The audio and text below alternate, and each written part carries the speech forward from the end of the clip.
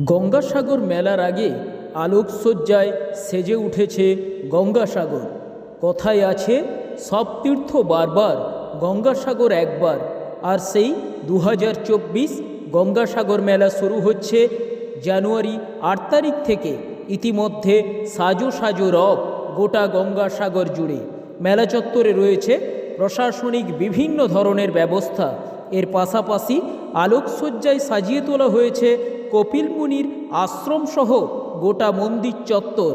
সাজিয়ে তোলা হয়েছে সাগরের দ্বিতীয় প্রবেশদ্বার বেনুবন লঞ্চ ঘাটকে। গুরুত্বপূর্ণ কচুবেড়িয়া ভ্যাসেল ঘাটের অস্থায়ী ও স্থায়ী জেঠিঘাটগুলিও রঙিন ও সাদা আলোর মোড়কে মুড়ে ফেলা হচ্ছে। অস্ট্রেলিয়া থেকে উন্নত মানের আলোকসজ্জায় সাজিয়ে তোলা হয়েছে মুড়িগঙ্গা নদীতে তৈরি 3টি ইলেকট্রিক টাওয়ারকে। গঙ্গাসাগরের মূল রাস্তা থেকে স্নানঘাটে যাওয়ার জন্য প্রায় 7টি রাস্তা তৈরি করা হয়েছে। তীর্থযাত্রীদের সুবিধার জন্য প্রত্যেকটি রাস্তাকে আলাদা আলাদা রঙের রঙিন আলোয় সুসজ্জিত করা হয়েছে। ভোরের স্নান যাতে তীর্থযাত্রীরা নির্বিঘ্নে করতে পারে তার জন্য বিশেষ আলোর পাশাপাশি লেজার লাইট দিয়ে সৌন্দর্য বৃদ্ধির ব্যবস্থা করা হয়েছে।